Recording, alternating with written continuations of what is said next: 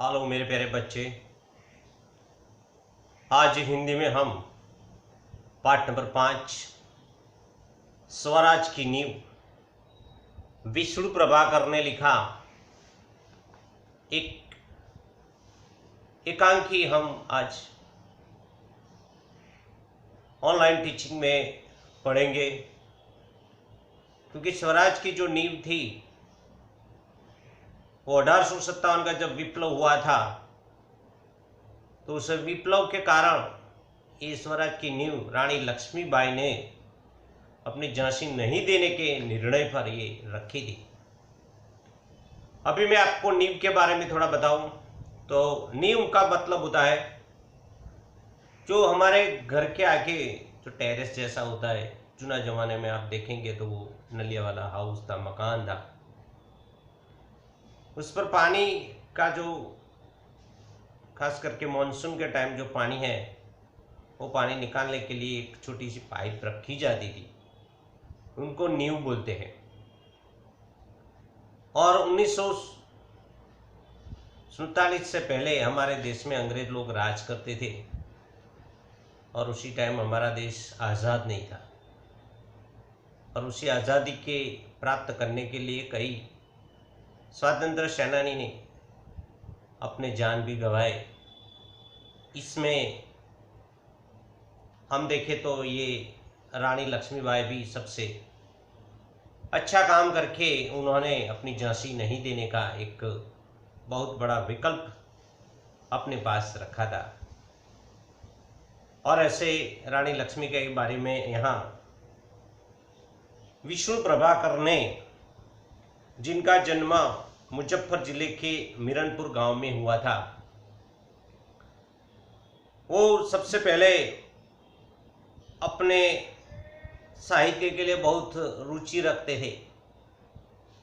पूरे जीवन में उन्होंने स्वराज की स्वतंत्रता के बारे में, स्वदेश प्रेम के बारे में उन्होंने लिखा था। और ऐसे विष्णु प्रभाकर का जन्म मुजफ्फर जिले के मिरनपुर गांव में हुआ था। प्रारंभिक शिक्षा अपने गांव में और उच्च शिक्षा हिसार में प्राप्त की थी, क्योंकि उसी टाइम पर गांव में छोटी सी स्कूल थी, वो स्कूल में जाए ना जाए।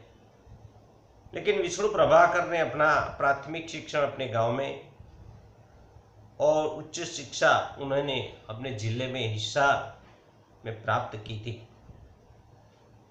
कई वर्षों तक पंजाब सरकार की सेवा करने के बाद सन 1974 से ये दिल्ली आ गए, और तब से दिल्ली रहकर पूर्ण समय के लिए साहित्य सेवा में लगे रहे। 1974 के बाद वो मुजफ्फर से वो पंजाब में आ गए, और पंजाब में उन्होंने अपना साहित्य लिखना शुरू किया था। उनका पूरा जीवन में उन्होंने कई कहानी, उपन्यास, जीवनी, नाटक, एकांगी, संस्मरण और रेखाचित्र जैसे कई अनेक प्रकाशन में उन्होंने लिखा था। उनकी प्रमुख रचनाएं ढलती रात, स्वप्नमयी जो उपन्यास था, संघर्ष के बाद जो एक कहानी संग्रह था, नव प्रभात, डॉक्टर एक नाटक था, प्रकाश और परछाइयाँ, 12 एकांकी, अशोक उनका एक एकांकी संग्रह था। ये सब वो उन्होंने पूरा जीवन में उन्होंने लिखा था। अभी कहानी के बारे में मैं आपको बताऊं तो ये कहानी में स्वराज की नींव में प्रथम स्वतंत्रता संग्राम जो 1857 में विप्लव हुआ था, उसमें रानी लक्ष्मीबाई के त्याग और संघर्ष का वर्णन किया गया है। ये छोटा सा एकांकी है, लेकिन 1857 का विप्लव के बारे में ये जो उसी टाइम रानी लक्ष्मीबाई ने जो संघर्ष किया था उनके बारे में है। स्वराज की नींव रखने में स्त्रियों की भी महत्वपूर्ण भूमिका रही है। प्रस्तुत एकांकी के पात्र स्वराज की नींव के पत्थर है, जिनके त्याग, तपस्या व बलिदान के द्वारा भले ही स्वराज प्राप्त नहीं हुआ, लेकिन वे स्वराज के नींव का पत्थर बनकर जनमानस में देश प्रेम व नव जागरण की भावना जगाने में अपनी सार्थकता समझते हैं। यहाँ कई पात्र द्वारा विष्णु प्रभाकर ने एक छोटा सा एकांकी लिखा है, जिस एकांकी के पात्र में लक्ष्मीबाई है, मुंदर है, तात्या है, जूही है, रघुनाथ राव है और लास्ट में एक सेवा नायक है। पूरा ड्रामा एक स्टेज पर यहाँ उन्होंने रखा है। रंगमंच के ऊपर एक युद्ध भूमि का उन्होंने दृश्य अंकित किया है। छोटा छोटा कैंप भी लगा है। महारानी लक्ष्मीबाई के तंबू का एक भाग दिखाई देता है। एक दृश्य में रानी लक्ष्मीबाई का तंबू भी दिखाई देता है। पर्दा उठने पर महारानी लक्ष्मीबाई अपनी सखी जूही के साथ उत्तेजित अवस्था में मंच पर प्रवेश करती है। वो पर्दा खुलता है। जैसे पर्दा खुलता है, इसमें रानी लक्ष्मीबाई अपनी सखी जूही के साथ आती है। दोनों लाल कुर्ती के सैनिकों की वेशभूषा में है। दोनों ने लाल कुर्ती पहनी है। लक्ष्मीबाई ने स्टेज पर आते ही उन्होंने अपना डायलॉग डिलीवर किया, मेरे देखते देखते क्या हो गया, जूही झांसी, कालपी, ग्वालियर कहाँ गई, परंतु मंजिल है कि पास आकर भी हर बार दूर चली जाती है। स्वराज को आते हुए देखती हूँ, परंतु दूसरे ही क्षण मार्ग में हिमालय अड़ जाता है। वो जूही से बात करते कि स्वराज मैं देखती हूँ, लेकिन इसके आगे क्या आ जाता है मेरे प्यारे बच्चे, हिमालय का एक बहुत बड़ा अड़ आ जाता है। उसे पास करती हूँ तो महासागर की डरावनी लहरें थपेड़ मारने लगती है। हिमालय को ओवरटेक करके वो आगे जाती है तो बड़ा सा महासागर उनको वो डिस्टर्बेंस करता है। उनसे जूझती है तो नाविक सो जाते हैं। देखो जूही, उधर क्षितिज पर देखो कैसी लपलपाती हुई लपटें उठ रही है। जब महासागर को मैं पार करके बाहर आती हूं तो नाविक सो जाता है, क्षितिज कहीं दिखती नहीं है और उसमें लपलपाती लपटें उठती है। सारा आकाश घुंघटाओं से छाया हुआ है। प्रलय की भूमिका है, लेकिन राव साहब है कि रक्तमंडल की छाया में ऐसो आराम में मशगूल है। इतने झंझावात चल रहे झांसी के लिए, लेकिन उनका जो सेनापति है, कौन है सेनापति, तो राव साहब, वो ऐसो आराम में सो गए, उनको कोई चिंता नहीं है। आवेश में आते आते सहसा मौन हो जाती है। जूही कुछ कहने के लिए मुंह खोलती है कि महारानी फिर बोल उठती है, जूही जूही, मैंने प्रतिज्ञा की थी कि मैं अपनी झांसी नहीं दूंगी, लेकिन झांसी हाथ से निकल गई है। उन्होंने प्रतिज्ञा ली थी रानी लक्ष्मीबाई ने कि मैं अपनी झांसी किसी को नहीं दूंगी, लेकिन मेरे प्यारे बच्चे इधर देखते हैं को रानी लक्ष्मीबाई को लगती है कि मेरी झांसी अभी चली जाएगी। सहसा तीव्र होकर वो फिर बोलती है, नहीं नहीं, झांसी हाथ से मैं नहीं निकली, मैं अपनी झांसी नहीं दूंगी, मैं अकेली हूं, मैं अपनी झांसी नहीं दूंगी, मैं अकेली। लेकिन उससे क्या, मैं अकेले ही झांसी लेकर रहूंगी, ये उनकी प्रतिज्ञा थी। मेरे प्यारे बच्चे, ऐसा देशदाज लक्ष्मीबाई के सिवा किसी में देखने को नहीं मिलता है। और इतने जोर से, इतने तीव्र आवाज में बोलती है कि मैं अपनी झांसी नहीं दूंगी।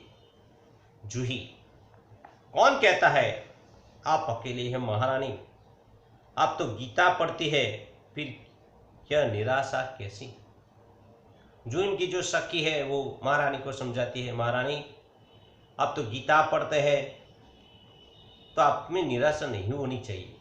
जो बच्चे धर्म पुस्तक पढ़ते हैं, बाइबल, कुरान, गीता, महाभारत, रामायण, वो बच्चे कभी कभी अपने जीवन में कोई भी मुश्किलें आए, कोई भी प्रॉब्लम आए, वो कभी क्या नहीं होते, कभी भी निराश नहीं होते।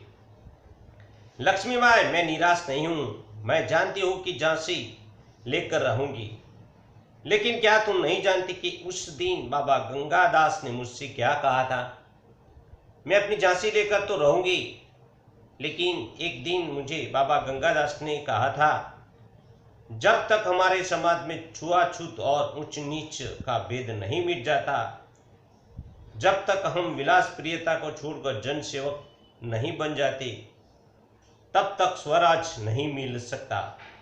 वह मिल सकता है लेकिन केवल सेवा, तपस्या और बलिदान से मिलता है। यहाँ लक्ष्मीबाई को उसी टाइम उनका जो गुरु था बाबा गंगादास, उनका एक वाक्य याद आता है। उनका एक वाक्य है कि सेवा, त्याग और बलिदान के बिना हम कभी भी स्वतंत्रता या स्वराज प्राप्त नहीं करते।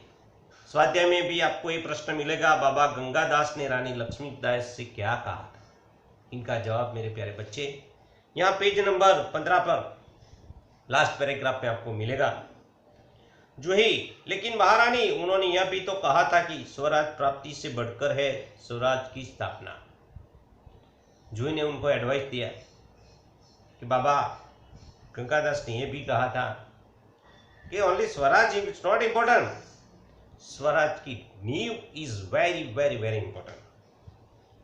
और स्वराज की स्थापना के लिए भूमि तैयार करना, स्वराज की नींव का पत्थर बनना, सफलता और असफलता देव के हाथ में है, लेकिन नींव के पत्थर बनने से हम कौन रोक सकता है। वह हमारा अधिकार है। नींव का पत्थर रखने का सभी का अधिकार है।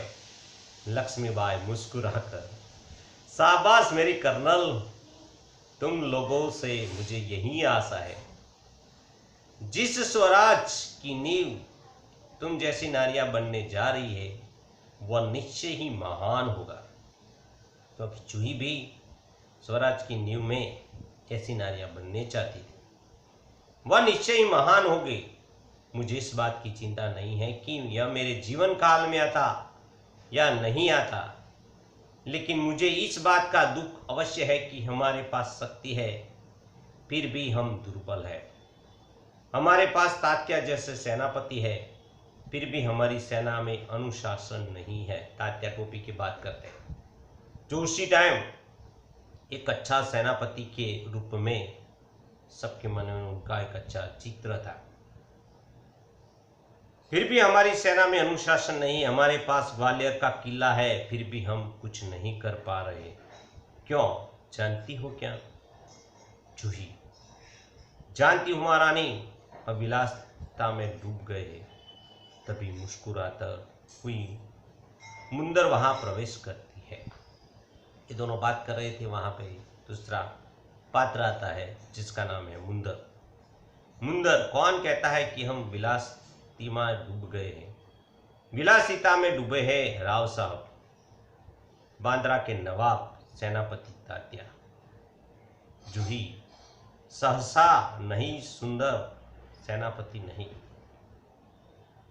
मुंदर मुस्कुराती हुई, ओ समझी, तुम तो उनका पक्ष लोगी ही।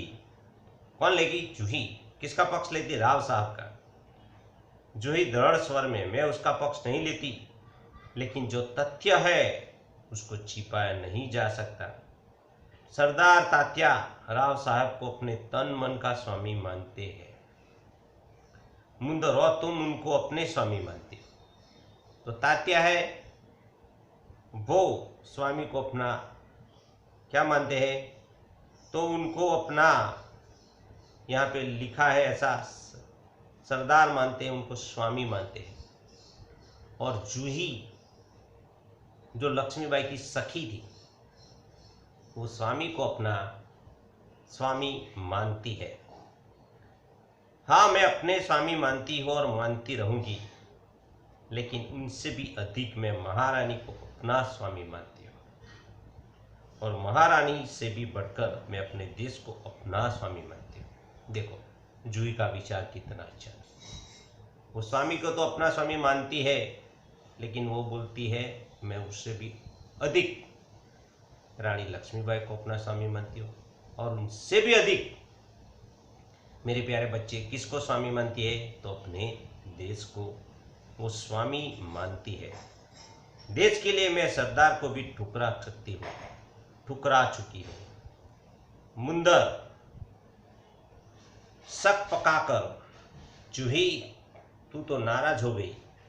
मेरा यह मतलब नहीं था, मैं तो केवल इतना ही कहना चाहती थी कि जब तूने उन्हें अपना स्वामी मान लिया है तो तू उन्हें रोकती क्यों नहीं। तूने उनको अपना स्वामी मान लिया जूही, तो विलासता में से तुम बाहर क्यों नहीं लाती? तुम उनको क्यों एक अच्छा एडवाइस नहीं देती?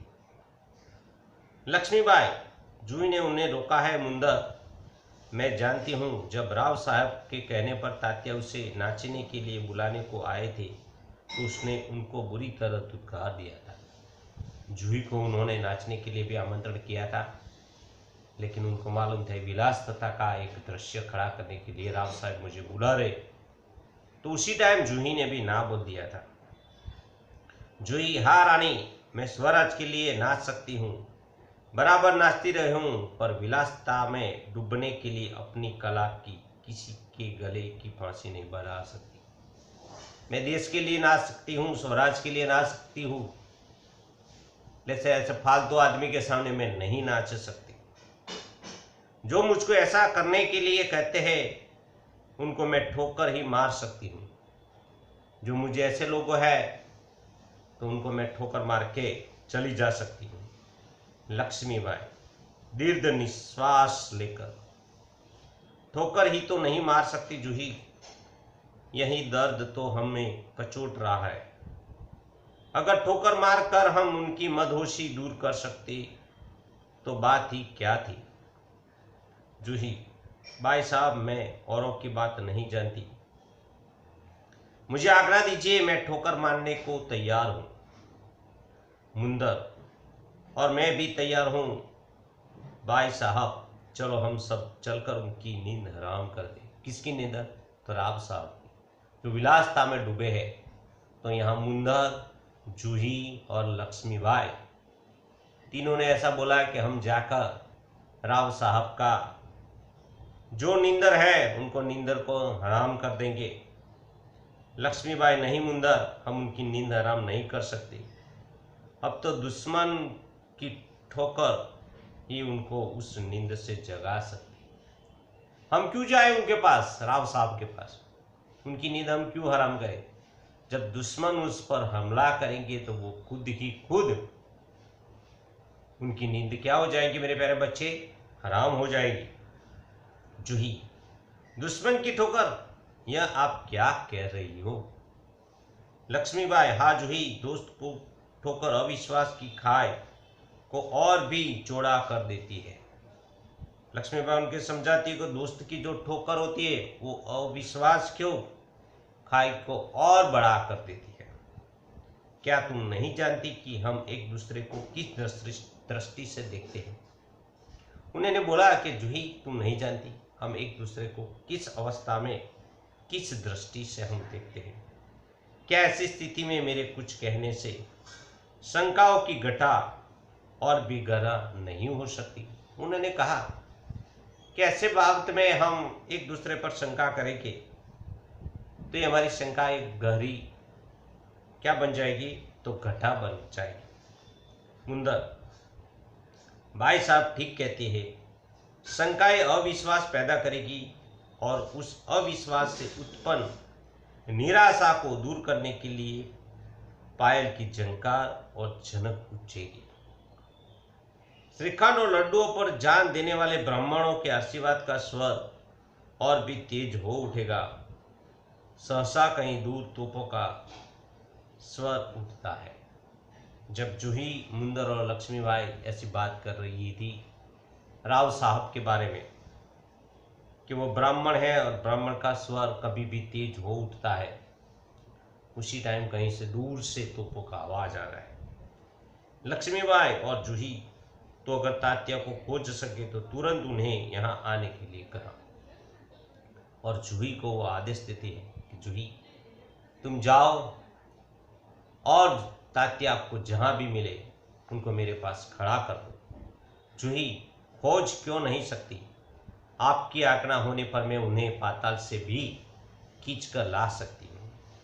जाने को मूर्ति है कि रघुनाथ राव तेजी से प्रवेश करता है। जूही तात्या टोपे को लाने के लिए जाती है।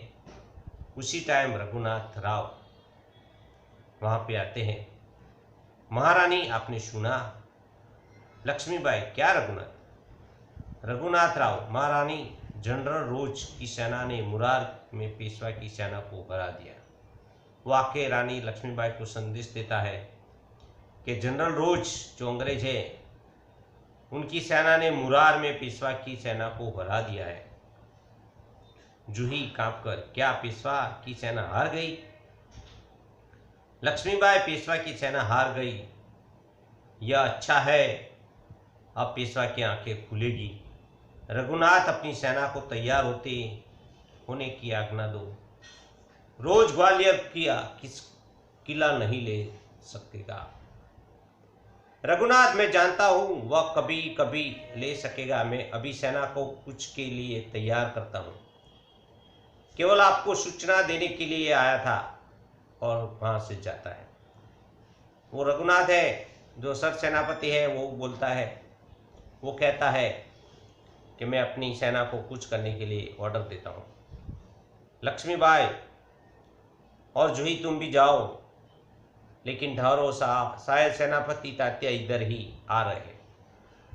जूही बाहर देखकर, जी हाँ, ये तो सरदार तात्या ही। सरदार तात्या उसी टाइम प्रवेश करता है। लक्ष्मीबाई को, कहिए सरदार तात्या, आज आप इधर कैसे भूले पड़े? तात्या, भाई साहब, मैं किसी के लिए सरदार हो सकता हूँ, पर आपके लिए तो सेवक है। लक्ष्मीबाई व्यंग से, इतने बड़े सेनापति को इस प्रकार एक नारी के सामने झुकते लज्जा नहीं आती। खैर छोड़ो इस बात को, यह तुम्हारी विनम्रता है। इतना बड़ा ग्वालियर राज का सेनापति रानी के सामने आकर क्या करता, झुकता है। तो रानी लक्ष्मीबाई को ये अच्छा नहीं लगता। वो उनको ना बोलते, लेकिन बोलता है कि मेरी ये विनम्रता है। लेकिन यह तोपों की आवाज कैसी आ रही है? कौन सा उत्सव मनाया जा रहा है? शायद चाटुकारों की जागीर बांटना भी खत्म नहीं हुआ है। तात्या, भाई साहब, आपको हमें लज्जित करने का पूरा अधिकार है। हम इसी योग्य है, लेकिन जो कुछ हो रहा है वह आप जानती ही है। लक्ष्मीबाई, शायद ब्रह्मभोज के उपलक्ष्य में ये तोपें चल रही है। श्रीखंड और लड्डू के लिए भी शक्कर की कहीं कमी तो नहीं पड़ी। जूही, सरकार, इस बार उनको माफ कर दीजिए। तात्या व्यंग होकर, भाई साहब, आप यूं कब तक फटकारती रहेगी? लक्ष्मीबाई, तू कहता है अच्छा है, लेकिन मुंदर का प्रवेश होता है। मुंदर, सरकार, सेना तैयार है। लक्ष्मीबाई, तो मैं भी तैयार हूँ। तात्या, तुमसे मुझे बहुत आशाएं थी, तुम्हारे रहते ये सब क्या हो गया? जूही, सरकार, ये स्वामी भक्त है।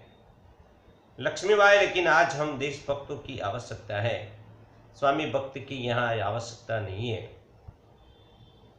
खैर, मैं अब भी कुछ नहीं बिगड़ा, अब भी बहुत कुछ किया जा सकता है। तात्या, इसलिए तो आया हूँ भाई साहब, आप जो कहेगी वही करूँगा, जो योजनाएं बनाई उसी पर चलूँगा। लक्ष्मीबाई, तो जाओ, तलवार संभाल लो, नूपुरों की जंगार के स्थान पर तोपों को गर्जन होने दो। क्योंकि तात्या उसी टाइम विलासता में डूबे हुआ था। तो लक्ष्मीबाई उनको बोलते कि जाओ, जो नूपुर था वो पायल का था, उनका आवाज बंद करके तुम तोपों का आवाज सुनो और हमारे साथ युद्ध भूमि में चलो। भूल जाओ राग रंग, याद रखो हमें स्वराज लेना है, हमें रणभूमि में मौत से झुकना है। तात्या, महारानी आपकी जय हो, मैं युद्ध के लिए तैयार हूं। लक्ष्मीबाई, जानती हूं, लेकिन सेनापति, इस बार यह याद रखना कि यदि दुर्भाग्य से विजय न मिल सकी तो तुम्हें सेना और सामग्री दोनों को दुश्मन के घेरे में निकाल कर ले जाना है। तात्या, ऐसा ही होगा। रानी लक्ष्मीबाई उनको समझाती है कि अभी युद्ध हो गया और उसी टाइम हमको विजय नहीं मिला। अगर तुम्हारी सामग्री के साथ दुश्मन के साथ जब्त हो गए तो उसमें से आपको क्या करने का है? बाहर निकलना है। लक्ष्मीबाई, तात्या, मेरा मन कहता है कि यह मेरे जीवन का यह अंतिम युद्ध है। और झांसी की रानी वहाँ बलिदान हो जाती है, और उससे पहले उनको भी मालूम हो जाता है मेरे प्यारे बच्चे कि मेरा अंतिम युद्ध है। जीत हो या हार मुझे किसी बात की चिंता नहीं। चिंता केवल इस बात की है हमारी वीरता कलंकित न होने पाए। तात्या बाई साहब, वीरता आपको पाकर धन्य है। आपके रहते कलंक हमारी छाया को भी नहीं छू सकेगा। आज्ञा दीजिए, प्रणाम। और सब लोग युद्ध के लिए रवाना होते हैं।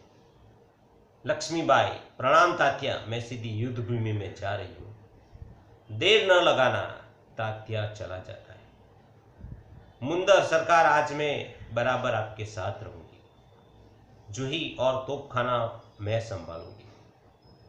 लक्ष्मीबाई, और हम सब मिलकर या तो स्वराज प्राप्त करेंगे या स्वराज की नींव का पत्थर रखेंगे। हर हर महादेव। तीनों हर हर महादेव का उद्घोष करते हैं। पृष्ठभूमि में यही उद्घोष उभर कर आता है जो मंच पर प्रकाश के धुंधलाते धुंधलाते सब कहीं छा जाता है। फिर धीरे धीरे शांति छाने लगती है, प्रकाश उभरने लगता है और पृष्ठभूमि में गीता पाठ का स्वर उठता है। ये सब एक छोटा सा एकांकी के रूप में यहाँ लेखक ने लिखा है। मेरे प्यारे बच्चे, मैंने अच्छी तरह ये सब जो एकांकी था वो आपके सामने पढ़ा। अभी आज के लिए मैं होमवर्क देता हूँ। शब्दार्थ और टिप्पणी लिखे और स्वाध्याय में प्रश्न नंबर 1 और 2 आप हिंदी के नोट में जरूर लिखकर मुझे देंगे। यही अपेक्षा के साथ मैं पाठ नंबर 5 स्वराज की नींव आज यहाँ पूरा करता हूँ। Thank you very much my dear students, thank you very much.